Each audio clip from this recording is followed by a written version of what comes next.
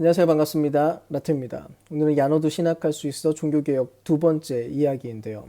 종교개혁 시대 이후, 그러니까 종교개혁 이후에 나타났던 주요했던 세 가지 운동에 대해서 좀 살펴보도록 할게요. 먼저 첫 번째로 가톨릭주의가 강화되는 일이 벌어집니다. 종교개혁이 일어나고 나서 가톨릭의 트리엔트 공의회에서 진행된 일은 대략 이런데요. 첫 번째로 가톨릭은 애초에 종교개혁의 빌미를 제공했었던 그런 문제점들, 그런 작용했던 문제점들을 대거 개선하게 돼요. 그래서 교회 안에서의 부패와 또 폐해들을 차단하기 위한 여러 가지 조치들이 취해지게 되는데요. 그러니까 아직까지도 중세 시대를 빌미로 가톨릭을 공격을 하거나 여전히 가톨릭이 그대로, 그러니까 중세 시대와 그대로인 줄로 착각을 하고 이야기를 하는 것은 분명히 반칙이에요. 뭐 어쨌든 지금은 이 당시보다도 훨씬 더 많은 개혁이 이루어지게 됐습니다. 두 번째로 종교개혁으로 인해서 논쟁거리가 된 신앙의 핵심 주제들에 대해서 가톨릭적으로 설명하고자 하는 체계적인 가르침들을 확정시키게 됩니다. 그러니까 주로 내용은 이런 거예요. 성경과 전통의 관계는 대체 무엇인가? 또 성례전에 대한 정확한 그들의 입장을 표명하고 또 칭의론에 대한 여러 가지 입장들, 그런 것들을 체계적으로 정리하기 시작했어요. 사실 이렇게 했던 목적이 뭐냐면은 가톨릭을 반대했던 사람들과 맞서 싸울 준비를 했던 것입니다. 결국 그렇게 정립된 체계를 통해서 16세기 마지막 10년 동안에 가톨릭 교회는 프로테스탄티즘에 맞서서 굉장히 확신에 찬 비판을 가한 것으로 알려지게 돼요. 무엇보다도 이들에게 중요한 라틴어 구호가 하나 있었는데 셈페르 에아뎀이라고 하는 구호입니다. 무슨 뜻이냐면 교회의 가르침은 시대가 흘러도 변하지 않는다라고 하는 그런 뜻이에요. 하여간 프로테스탄트들은 당시에 굉장히 진보 측에 해당했었고 혁신적인 것을 끌어들이고 있고 또 가톨릭의 핵심적인 가르침들 일부를 부정하고 있었기 때문에 이들은 굉장히 쉽게 그들을 이단이라고 정죄할 수 있었던 것입니다. 아무튼 이렇게 가톨릭주의가 강화되어 가는 기간에 그 안에서 커다란 논쟁이 일어나게 되는데요. 그 중에 이제 두 가지 집단이 아주 중요해요. 그들이 가지고 있었던 논쟁의 이유가 뭐였냐면 인간의 자유의지와 하나님의 은총에 대한 그런 관계에 대한 문제였어요. 일단 몰리니즘이라고 불리는 것이 있는데요. 예수의 신학자 루이스 데 몰리나의 이름에서 온 그런 내용입니다. 어쨌든 이 사람들은 회심이 일어나게 될때 하나님이 절대적인 영향을 행사한다라고 하는 그 내용을 인정했어요. 근데 동시에 인간의 자유의지 역시 상당히 긍정하는 그런 신학 이론을 주장을 했습니다. 뭐 이게 워낙 복잡한 내용이기 때문에 간략하게 설명하기는 쉽지 않은데 하여간 회심에 대해서 하나님이 그거를 주도하신다. 근데 동시에 인간이 인격적인 자유로운 응답을 할 수 있다라고 하는 것을 적절하게 조화시키는 그런 입장이었습니다. 근데 여기에 이제 반대했던 게 뭐냐면 얀센주의예요. 얀센주의. 코넬리우스 얀세니우스의 이름에서 딴 그런 내용인데요. 아무튼 이 사람은 교부였던 아우구스티누스가 은총에 대해서 썼던 그 책들을 해석하고 더 많이 발전을 시켰습니다. 그래서 핵심 주장은 이거였어요.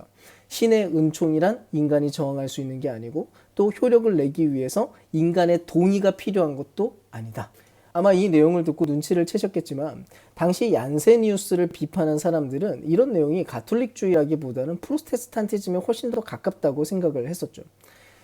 자, 어쨌든 가톨릭주의는 이렇게 강화되어 갔고요. 이제 두 번째 신학적인 중요한 운동이 있습니다. 16세기 후반에 가장 유명한 신학이 등장을 했어요. 바로 청교도주의입니다.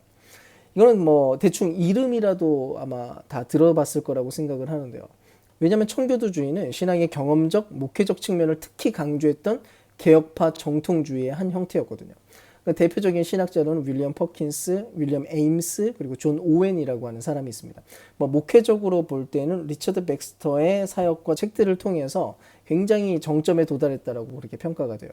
아마 리처드 백스터의 참된 목자, 리폼드 패스터라고 하는 책은 목사님이라고 하면 아마 대부분을 읽어봤지 않았을까 하는 생각을 합니다. 물론 읽은 대로 사는 게 흔하지 않아서 그렇죠. 어쨌든 17세기 초에 영국에서 청교도주의가 강력한 신학적 정치적 세력이기는 했어요. 근데 사실 가장 의미 있는 발전이라고 한다면 그거는 신세계, 그러니까 미국에서 일어나게 됩니다. 영국의 왕 찰스 1세가 워낙 억압적인 종교 정책을 펼치다 보니까 많은 청교도들이 영국에서 떠나게 됩니다. 바로 북아메리카 동부 해안으로 정착을 하게 돼요. 아시는 대로 뭐 미국은 청교도가 세웠잖아요. 그렇게 청교도주의가 17세기 북아메리카 기독교에서 가장 강력한 세력이 됩니다. 미국에서 가장 중요한 청교도 신학자라고 하면 조나단 에드워드가 있는데요.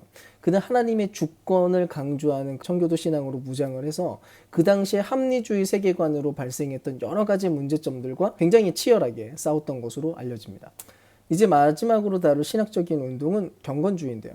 종교개혁 이후에 주류 프로테스탄티즘 내에서는 정통주의가 힘을 발휘하게 됩니다. 그러니까 좋게 보면 진리의 합리성으로 옹호하고 또 교리적인 정당성에 굉장히 큰 관심을 쏟는 그거였어요. 그게 정통주의예요.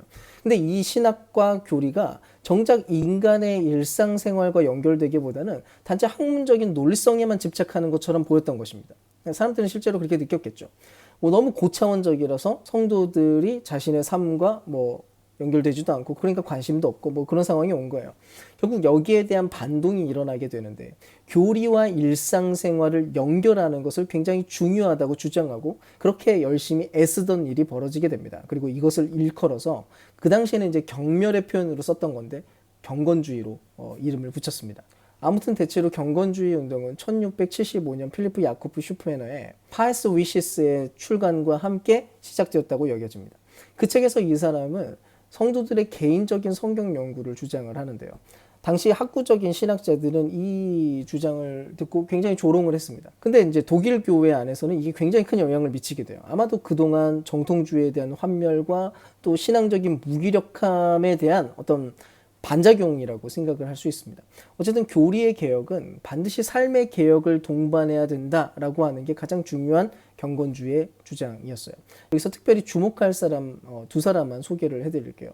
첫 번째로 니콜라우스 루트비 그라프 폰 진첸도르프입니다.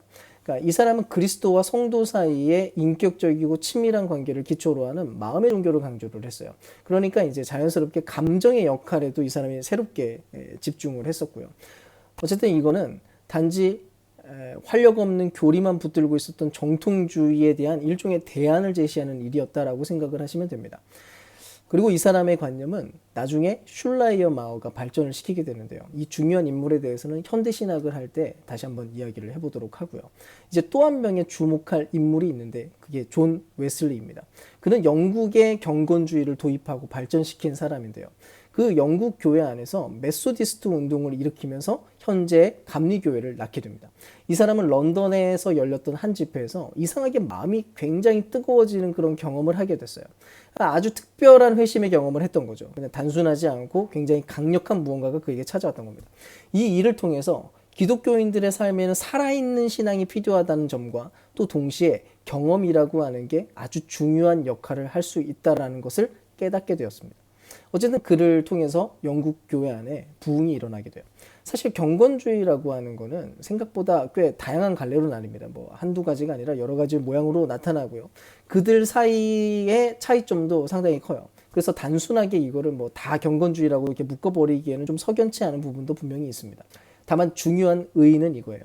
경건주의 운동은 평범한 신자들의 경험 세계에 기독교 신앙을 적합한 모양으로 제시하는데 상당히 성공을 거둔 그런 운동이었다는 것입니다. 결국 경건주의란 교리적 정통주의에 맞서서 인간 본성의 깊은 차원과 연결된 신앙을 옹호한 운동이었다라고 생각을 하시면 돼요. 오늘은 종교개혁 이후에 나타났던 세 가지 운동을 배웠습니다. 가톨릭주의가 강화되고 청교도주의 그리고 경건주의가 나타났어요. 다음 시간에는 종교개혁 시대에 일어났었던 아주 중요한 에피소드에 대해서 성경 해석의 문제와 관련된 그 내용에 대해서 한 가지를 소개를 하도록 할게요. 오늘은 여기까지 하겠습니다.